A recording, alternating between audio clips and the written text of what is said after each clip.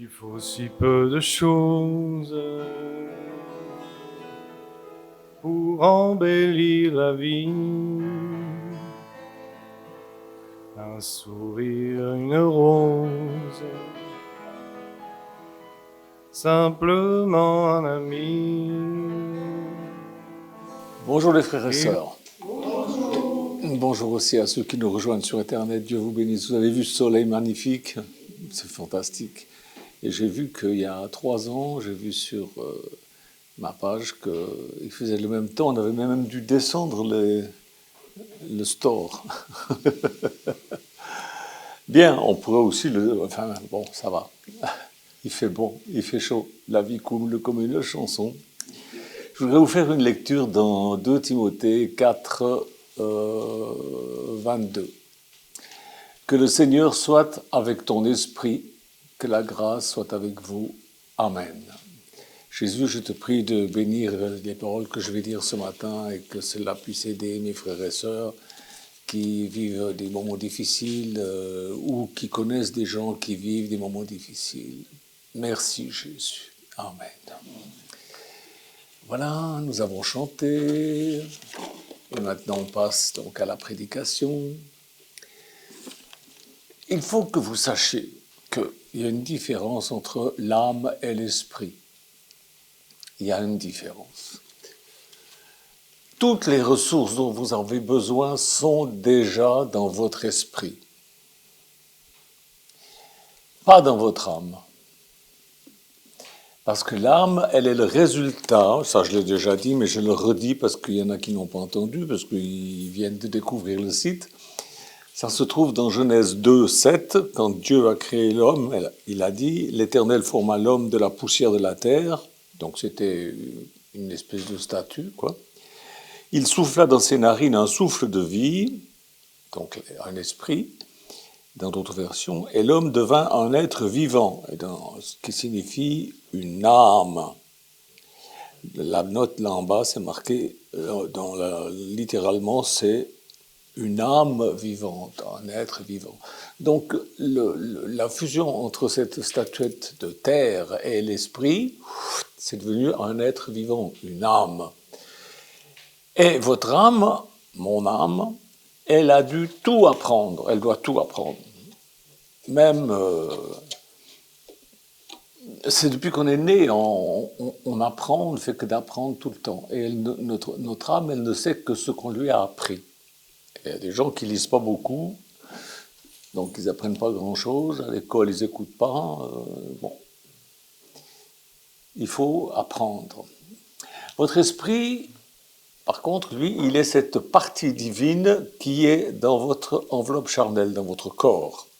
Dieu a soufflé un esprit dans votre corps et votre corps est devenu un être vivant, une âme. Et votre esprit, il attend que votre être, c'est-à-dire vous, votre moi, votre ego, votre âme, votre conscient, appelle à lui. Il ne va pas bouger autrement. Parce que c'est l'étincelle de Dieu. Et Dieu ne force jamais les gens. Et cette part de Dieu qui est en vous ne vous forcera jamais. Quand votre être, votre âme, votre moi fait appel à l'esprit qui est en vous, que Dieu a mis là, alors vous devenez un être spirituel, c'est-à-dire vous devenez une âme inspirée par l'esprit du Seigneur. Vous saisissez ça? 1 Corinthiens 6, 7, il est dit, 1 Corinthiens 6, 7, c'est pas ça, c'est 17. Celui qui s'attache au Seigneur est avec lui un seul esprit. Mais bien sûr, puisque c'est un esprit qui vient de Dieu, quand on s'attache à Dieu, on devient un seul esprit avec le Seigneur. On devient un être spirituel. C'est ça, quelqu'un de spirituel. C'est pas quelqu'un qui crie, c'est pas quelqu'un qui saute, c'est pas quelqu'un qui se roule par terre, c'est pas quelqu'un qui fait des œuvres de ceci ou de cela, c'est pas... Non, un être spirituel, c'est pas ça. Quand vous vous trouvez dans une situation pénible, difficile, quelque chose qui vous surprend, cessez de vous dire que vous avez peur, que vous êtes inquiet. Quand je vous dis ça, je me parle à moi aussi, hein, parce que je suis un être comme vous, avec ses limites, mon âme est limitée. Mais affirmez au contraire à haute voix que l'Esprit du Seigneur est avec vous. Et que si vous êtes avec lui, alors vous formez un seul esprit. Et vous êtes invincible. Avec votre esprit. C'est ça qui donne à votre être, à votre moi, à votre âme, une pleine assurance. Tout ce dont vous avez besoin se trouve en vous, dans votre esprit. Vous pouvez vous tirer de n'importe quelle situation, n'importe quelle affaire, n'importe quelle souffrance en exploitant les ressources qui sont déjà en vous. C'est déjà en vous. Ce que vous avez à faire ou à dire se trouve déjà dans votre esprit parce que cette étincelle de Dieu, cette partie de Dieu qui est en vous, c'est tout. Elle peut tout. Dans ma vie, j'ai eu l'occasion de rencontrer beaucoup d'artistes, de chanteurs, d'acteurs, de gens comme ça. Et tous, ils m'ont dit, je leur posais la question, tous, ils m'ont dit que avant de monter sur scène, ils ont un trac terrible. Et plus ils vieillissent, plus le trac est terrible. Mais ils m'ont dit aussi que c'est leur ego qui a peur. Et peur de quoi? Alors ils m'ont tous dit, on est complètement idiot d'avoir peur, c'est irrationnel, parce que les gens qui viennent pour nous écouter, ils ont payé. Donc ça veut dire qu'ils nous aiment bien. Alors pourquoi est-ce qu'on a peur? Parce qu'on a peur de se tromper, on a peur de faire une bêtise, on a peur de dire un truc faux, on a peur de... L'âme, c'est le moi, c'est l'ego qui a peur. L'esprit n'a jamais peur. Et pour les pasteurs, c'est la même chose. Il m'est arrivé de devoir prendre la parole devant des foules de plusieurs milliers de personnes, et c'est impressionnant. Alors je me mets dans la prière, et mon esprit, qui a la pensée de Christ, m'a parlé, et me parle, je suis obligé des fois de renouveler comment on appelle ça, cette expérience spirituelle d'écouter ce que le Saint-Esprit a à dire à mon esprit. Regardez en Corinthiens 2,16, j'espère que c'est ça, 1 Corinthiens 2...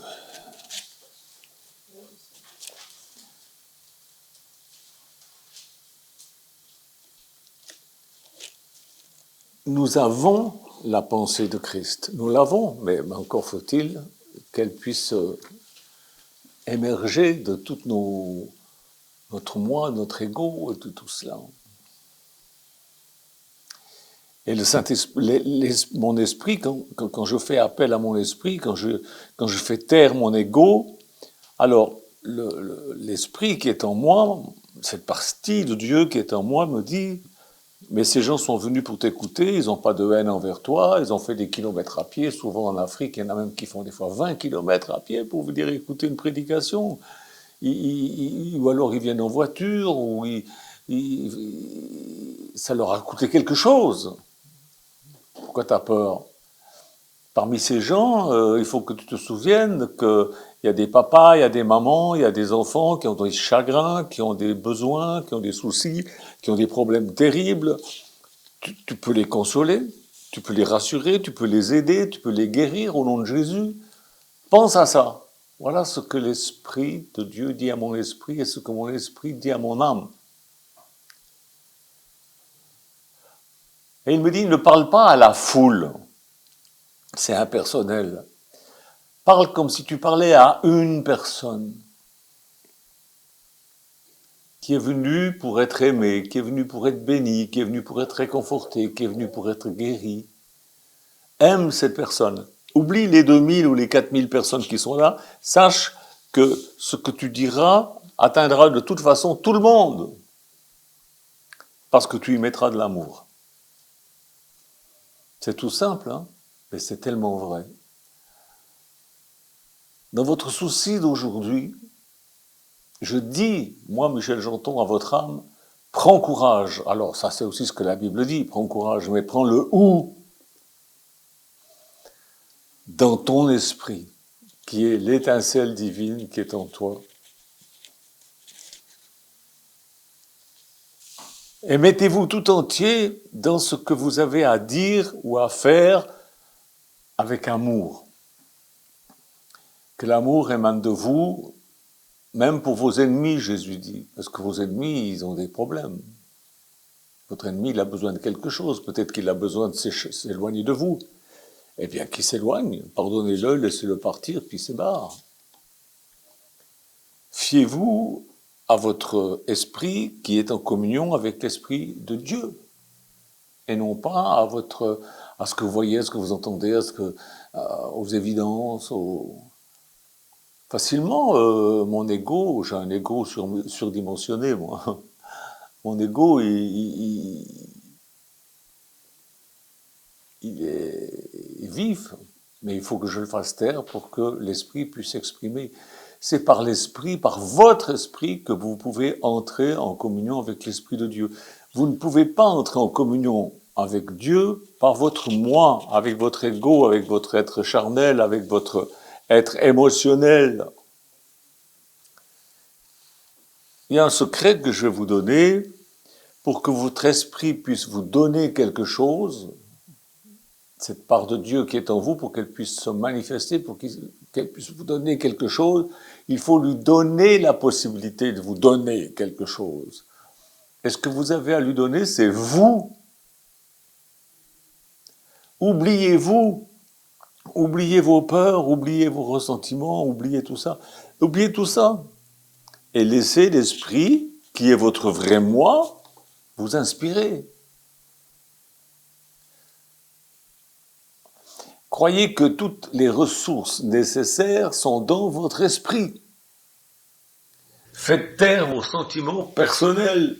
Faites taire votre mécanisme mental. C'est très facile à dire, c'est plus compliqué à faire, mais c'est un exercice. La force divine est dans votre esprit. Et c'est seulement par l'esprit que vous pouvez communiquer avec Dieu. C'est seulement par votre esprit. Les gens qui sentent la présence de Dieu, c'est pas par l'esprit, c'est par la chair. Ils ont des émotions, on n'a pas besoin de sentir. Ça, c'est la chair encore. C'est par l'esprit. Alors, je sais qu'il y en a qui ne vont pas être d'accord avec moi, mais tant pis, je dois vous dire la vérité. On ne sent pas la présence de Dieu. On n'a pas à la sentir, on a à avoir foi, c'est tout. C'est par l'esprit qui est votre esprit, qui est un avec l'esprit de Jésus, que vous obtenez le pouvoir spirituel qui donne de l'intelligence à votre âme. C'est donc en contrôlant spirituellement vos pensées que vous profiterez du plus grand recours de tous, c'est-à-dire le pouvoir divin. Le pouvoir divin. Dans Luc 17, 21, Jésus dit « Le royaume de Dieu est parmi vous ». Il veut dire par là que tous les pouvoirs de Dieu et la vérité, tout ça, tout ce qui est Dieu, c'est parmi vous, c'est en vous, c'est dans votre esprit. Quand je parle aux gens, je leur parle spirituellement d'avoir la foi, de croire en Dieu qui est en eux, et l'esprit des gens atteigne un niveau supérieur s'ils me croient. S'ils ne me croient pas, il n'y a rien qui va changer. Mais s'ils se mettent à me croire, c'est pour ça qu'il faut toujours s'arranger pour que les gens vous croient quand vous témoignez. Il faut que vous soyez crédible. Si vous vous manifestez comme un doudingue, bon, vous n'êtes pas crédible. Hein. Et c'est ainsi, en atteignant l'esprit de ces gens, que j'ai pu voir des aveugles recouvrer la vue. Avant même que je prie, ils étaient guéris à leur place. Parce que j'avais moi-même atteint mon esprit avant d'atteindre leur esprit par des paroles vraies que je leur annonçais.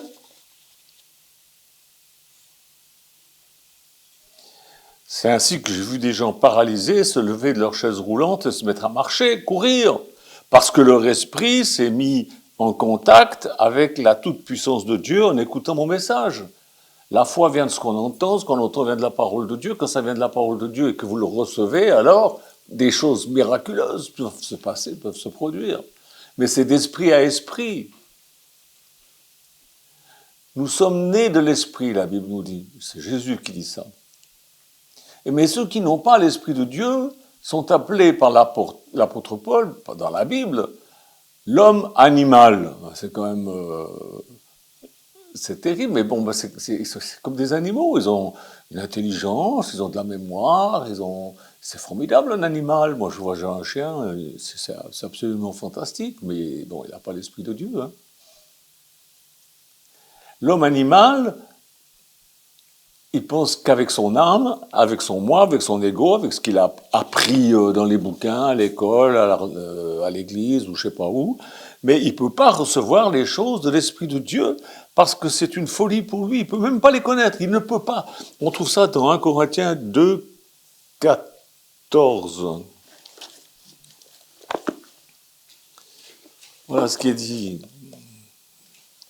Mais l'homme animal, vous voyez, je n'invente pas, hein, l'homme animal ne reçoit pas les choses de l'Esprit de Dieu car elles sont une folie pour lui. Il ne peut pas les connaître. Parce que c'est spirituellement qu'on en juge. Mais il ne peut pas juger spirituellement, parce qu'il juge qu'avec son âme, avec son intelligence, avec son ego, avec... Oui, mais moi, vous comprenez, j'ai fait des expériences, je sais, j'ai vécu, je sais suffisamment ce que... Tu es charnel, tu ne peux pas, tu es un homme animal. Alors l'homme animal, c'est ce que Paul appelle aussi celui qui vit par la chair, selon son moi, selon ses impressions, selon ses expériences aussi, parce qu'il a appris par des expériences. On va lire Romains 8, chapitre 8, verset 9. Romains 8, 9. Pour vous, ne vivez pas selon la chair, c'est-à-dire l'être, votre corps qui est un corps animal, ne vivez pas comme ça. Mais vivez selon l'esprit, si du moins l'esprit de Dieu habite en vous. Si quelqu'un n'a pas l'esprit de Christ, il ne lui appartient pas. Alors vous avez un esprit, l'homme animal a un esprit, sinon il ne pourrait pas être une âme vivante. Mais s'il vit selon la chair, il ne peut pas être en communion avec Dieu, donc il n'appartient pas à Dieu, et puis Dieu le laisse, puis voilà.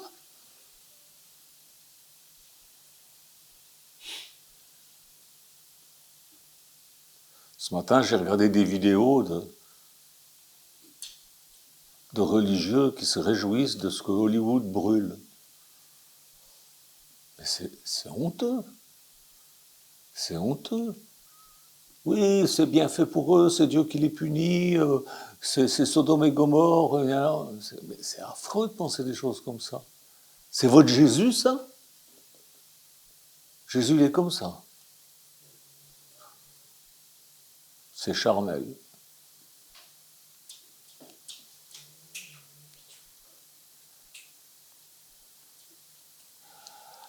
Vivez par l'esprit, votre esprit est en communion avec l'esprit de Dieu.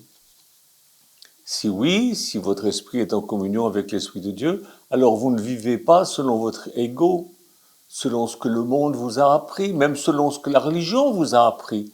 Ceux qui disent oui, ils sont punis par Dieu, c'est comme Sodome et Gomorre, voilà, c'est des gens qui connaissent la religion. Je voulais pas le dire, mais je vais le dire quand même, c'est des musulmans qui disent ça. J'ai vu plusieurs sites. Nous, par exemple, quand il y a des catastrophes dans leur pays, on va les aider, on les soutient, on dit pas « Ah, c'est Dieu qui les... » Non. Pourquoi? Parce que notre esprit, en communion avec l'Esprit de Dieu, nous fait penser autrement. Nous avons la pensée de Christ, une pensée d'amour, une pensée pour aider les gens, pas pour condamner. C'est monstrueux. Notre ego est très bavard. Il s'instruit par les idioties de la religion, par les idioties des médias, par les idioties qu'on on entend au travers des relations négatives qui peuvent nous influencer. On connaît des gens qui sont...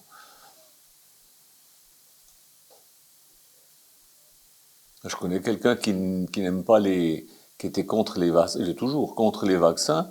Et puis, moi, je me suis fait vacciner parce que, voilà, j'étais dans un état de faiblesse, je sortais d'un cancer et je me suis fait vacciner du Covid parce que mon médecin me l'a recommandé. Et quelques temps plus tard, en faisant un faux mouvement, je me suis pété le tendon d'Achille. Cette personne m'a dit que c'est parce que j'étais vacciné. Mais c'est Jésus qui parle comme ça? C'est bête de chez les bêtes. La Bible dit, l'homme spirituel juge de tout, et je juge que c'est vraiment très bête. Mais c'est pas mon âme qui juge ça, c'est l'esprit.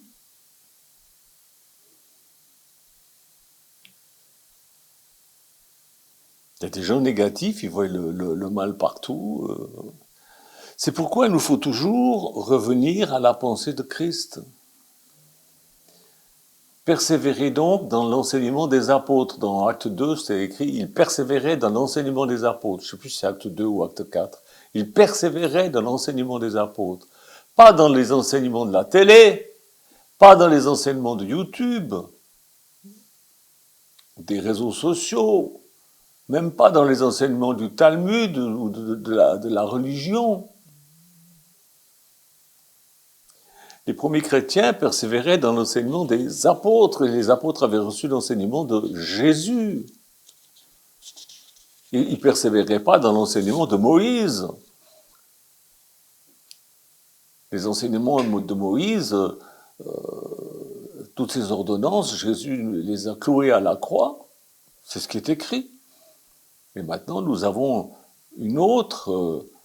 nous sommes dans une autre dispensation, celle de la grâce, celle de la bonté de Dieu, dont il ne faut pas profiter pour faire le mal, évidemment, cette liberté. Paul a eu beaucoup de problèmes avec des chrétiens charnels judaïsants. Lisez la Bible, vous verrez. Il a eu des problèmes avec ces gens-là. Des chrétiens judaïsants. Oui, tu évangélises les non-juifs, mais tu ne les fais pas circoncire. C'est pas normal, ils doivent être circoncis. Et Paul dit non. Il avait du courage de retenir tête. Déjà qu'il avait des problèmes avec les autorités romaines, et puis en plus des chrétiens qui viennent l'enquiquiner avec ces histoires de circoncision. Heureusement que Paul a écrit à ce sujet, parce que sinon on serait tous obligés d'aller se faire circoncire en plus. Rien n'a changé, mes frères et sœurs. C'est toujours les mêmes esprits légalistes qui posent des problèmes là où les disciples de Jésus, qui sont conduits par l'Esprit, vivent dans la glorieuse liberté des enfants de Dieu. Mais ne profitez pas de votre liberté pour faire le mal. Alors pensez-y. Par la prière, vous avez le pouvoir de faire la volonté écrite de Jésus et des apôtres. Et c'est à ça que vous devez vous attacher. Même pas à Moïse, il y a des bonnes choses dans l'Ancien Testament. Dans les psaumes, il y a dans les proverbes, dans les prophètes, c'est vrai, on va pas rejeter l'Ancien Testament, mais attendez, Jésus nous a donné autre chose, c'est une autre alliance. Et puis pour ceux qui comprennent pas, on n'y peut rien, qu'est-ce que vous voulez? Ils sont pas éclairés. Mais ils sont pas éclairés parce qu'ils cherchent pas la lumière. Alors ce qu'on peut faire, c'est prier pour eux, et puis si Dieu le veut, son esprit éclairera leur esprit. Et ils pourront rendre à Dieu un culte spirituel, et non pas un culte... Romains 12, 1, 2. Je vous exhorte donc, frères, par les compassions de Dieu, à offrir vos corps comme un sacrifice vivant, saint, agréable à Dieu, ce qui sera de votre part un culte raisonnable. Ne vous conformez pas au siècle présent, mais soyez transformés par le renouvellement de l'intelligence afin que vous discerniez quelle est la volonté de Dieu, ce qui est bon, agréable et parfait. Il faut que votre intelligence, votre moi, votre ego, votre âme, votre être vivant, soit renouvelé par le Saint-Esprit. Sinon, vous êtes vous offrez à Dieu un culte qui n'est pas intelligent, qui n'est pas agréable à Dieu, qui n'est pas parfait, qui vous donne l'impression d'être important, mais en réalité, c'est que pouic, c'est rien. Aujourd'hui, je regardais encore quelqu'un qui expliquait que dans sa religion, il y a ceci à faire, mettre une ceinture comme ça, s'enrouler des machins autour du bras, et faire ceci et faire cela. Mais Dieu s'en fiche de ces trucs-là. Ce qu'il veut, c'est pas ça. C'est... Mon Dieu, mon Dieu, mon Dieu, mon Dieu. Enfin, ça leur fait plaisir. Ça leur donne l'impression d'avoir une spiritualité. Mais c'est pas ça la spiritualité. C'est pas ça. Ça, c'est des commandements qui étaient donnés dans l'Ancienne Alliance pour que les gens puissent se rendre compte pour qu'ils se rappellent de Dieu.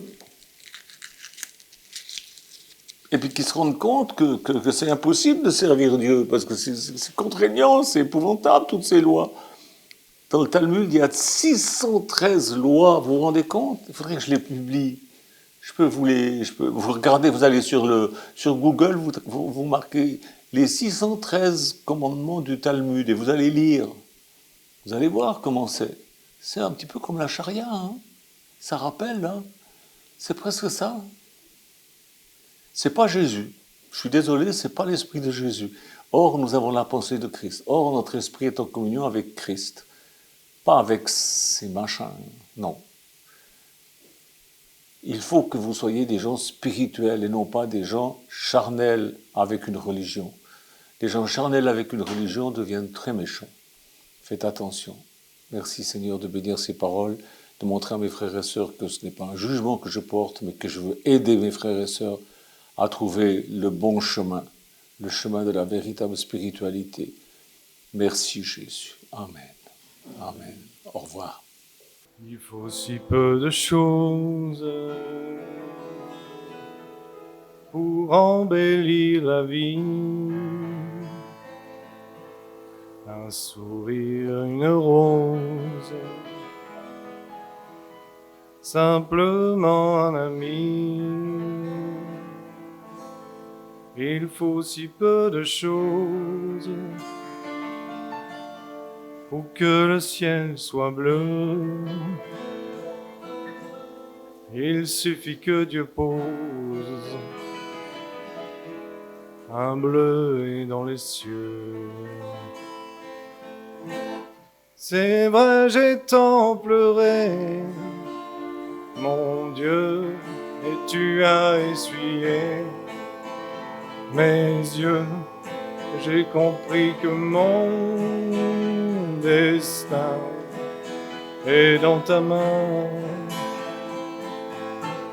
Tu m'as parlé de ton amour, ce fut pour moi le plus beau jour. Je suis à toi, mais pour toujours.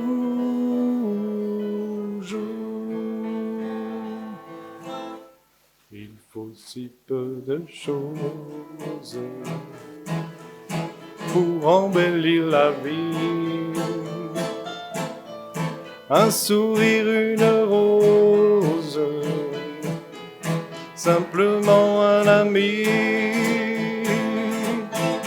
Il faut si peu de choses pour que le ciel soit bleu. Il suffit que Dieu pose un bleuet dans les cieux.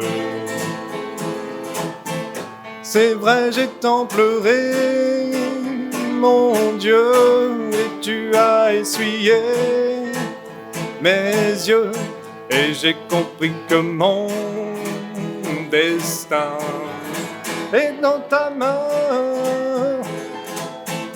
Tu m'as parlé de ton amour, ce fut pour moi le plus beau jour. Je suis à toi, mais pour